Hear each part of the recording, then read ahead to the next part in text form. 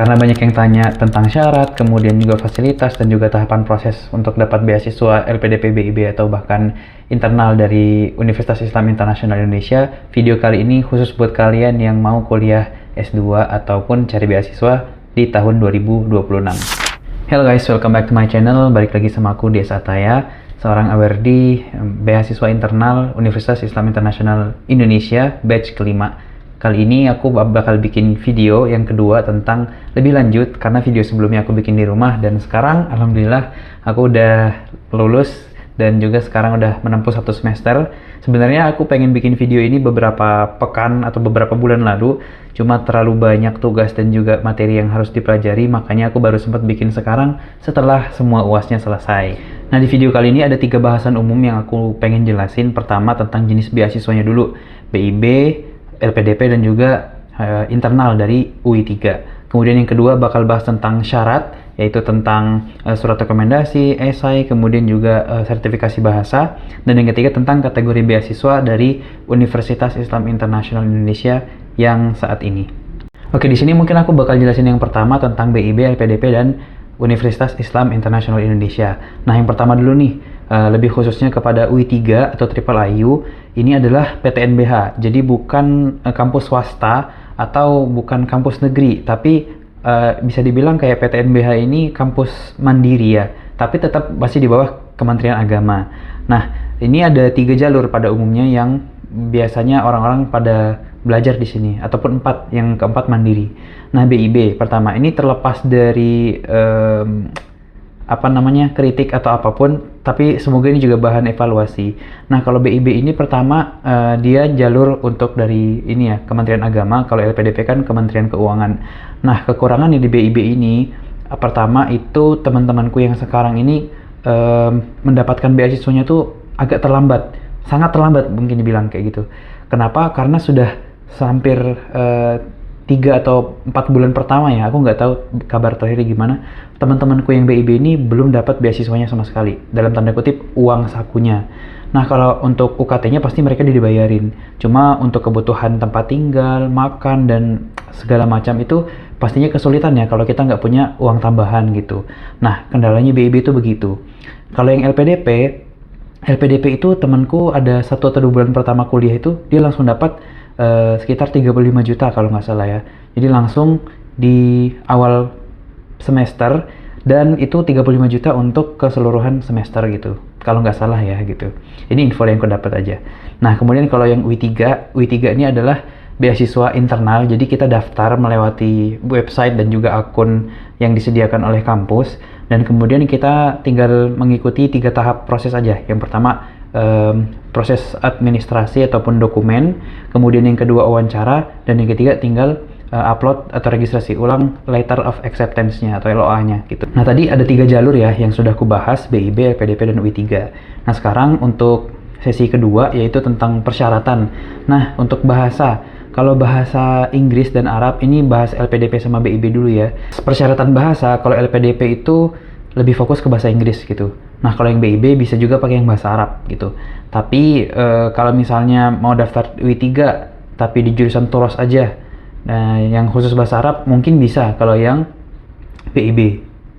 Tapi kalau kita mau mendapatkan beasiswa yang mungkin di luar jurusan bahasa Arab tapi cuma punya sertifikat bahasa Arab, itu kataku nggak mungkin deh gitu. Jadi harus disesuaikan jurusan dan juga keahliannya atau profisiensinya gitu. Jadi kalau misalkan mau daftar di UI 3 jurusan Turos, pastikan daftar di bagian Turosnya, kemudian juga melengkapi sertifikasi bahasa TOEFL-nya gitu. Nah, tapi kalau mau secara umum LPDP, BIB, atau UI 3 disarankan untuk punya sertifikat bahasa Inggris gitu. Kemudian surat rekomendasi. Tentunya kalau yang aku tahu ya, untuk BIB itu kemarin surat rekomendasinya masih pakai formulir ataupun mereka punya template sendiri, dan kita harus ngeprint dan juga minta tanda tangan basah dan juga cap dari kampus untuk surat rekomendasi BIB. Mungkin agak ribet ya. Beda hal kalau LPDP sama UI 3. Jadi untuk surat rekomendasi ini kita tinggal mengisi nama, alamat email, dan juga keterangan dosennya gitu ya. Mungkin status atau jabatannya. Kemudian dari pihak LPDP atau UI 3 bakal mengirimkan link untuk memberikan keterangan atau rekomendasi kepada mahasiswa itu. Nah, jadi mungkin bentuknya seperti tanda centang Apakah Anda merekomendasi mahasiswa ini? Sangat merekomendasikan, cukup merekomendasikan, atau tidak merekomendasikan. Pokoknya nanti ada pilihan ganda gitu, jadi memudahkan dosen untuk mengisi gitu. Nanti di bagian kolom terakhirnya ada deskripsi yang mungkin dosen ini bisa menuliskan sendiri gitu ya. Itu untuk surat rekomendasi. Terus misalnya kalau bahas tentang esai ya, LPDP, BIB, dan UI3 itu bentuknya beda-beda sebenarnya. Kalau misalkan LPDP dan BIB mungkin bakal lebih panjang karena ada persyaratan sekitar 1.500 sampai mungkin 2.000 kata. Dan mungkin metode yang paling umum digunakan untuk pencari beasiswa ini adalah metode SMART. Artinya metode yang digunakan untuk menuliskan esai yang secara deskriptif dan juga bisa menjabarkan keseluruhan rencana studi kita gitu. Nah, bagi yang belum tahu, SMART itu artinya adalah specific, measurable, achievable, relevant, and time-bound. Jadi, rencana pembelajaran kita yang harus spesifik, kemudian terukur, dan juga mungkin masuk akal untuk dicapai, dan juga relevan dengan studi kita. Dan yang terakhir itu adalah time-bound atau jangka waktu. Nah, jangka waktu ini biasanya dibagi 3. Jangka waktu pendek, 1-2 tahun mungkin setelah kita lulus kuliah, 3-5 tahun jangka menengah, programnya apa aja yang mau kita lakuin kalau dapat beasiswa ini, dan yang terakhir jangka panjang, misalkan dalam 10 tahun setelah kita menjadi award di beasiswa ini, kira-kira kontribusi kita nih apa sih untuk masyarakat, untuk institusi, atau untuk pribadi. Mungkin boleh dijabarkan masing-masing gitu. Terus kalau misalkan untuk yang esai BIB, biasanya ada cenderung nuansa islaminya untuk mendukung esai kita. Kalau yang LPDP lebih umum, jadi jangan masukkan unsur-unsur islami ke dalam esai LPDP, sangat tidak disarankan. Nah, kalau yang UI3 itu lebih umum, dia nggak ada ketentuan khusus, nggak ada jumlah katanya, mau 1 halaman boleh, 1,5 halaman boleh, dan itu menurutku nggak ada masalah. Yang penting kita menjelaskan tentang background akademik kita, kemudian yang kedua tentang pengalaman organisasi ataupun volunteer, sukarelawan, atau misalkan juga ada kegiatan akademik seperti lomba karya tulis ilmiah, atau misalnya juga penelitian atau pengabdian masyarakat. Dan yang ketiga adalah minat kajian kita, ngapain kita mau ngambil studi ini, kenapa alasannya, dan kenapa relevan, kenapa penting untuk masa depan gitu. Dan yang terakhir adalah kenapa kita layak mendapatkan beasiswa ini. Nah, ini mungkin sebenarnya pertanyaan yang retoris ya, atau gimana kita merefleksikan pertanyaan itu, kemudian kita bisa sendiri menjawabnya tanpa menyombongkan diri gitu. Nah, ini sebenarnya ada triknya, nanti mungkin aku bakal mencantumkan link di deskripsi di bawah kalau kalian mau belajar tentang menuliskan esai ataupun trik-trik tentang interview, mungkin aku akan mencantumkan list di bawah dan bisa kalian pelajarin. Nah, yang ketiga bakal bahas lebih lanjut tentang kategori beasiswa di UI3. Ini terpisah ya dengan BIB dan juga LPDP. Jadi beasiswa yang diberikan oleh UI3 ini adalah beasiswa internal yang mana sebenarnya kuotanya mungkin terbatas, tapi menurutku masih bisa punya peluang kita untuk mendapatkannya.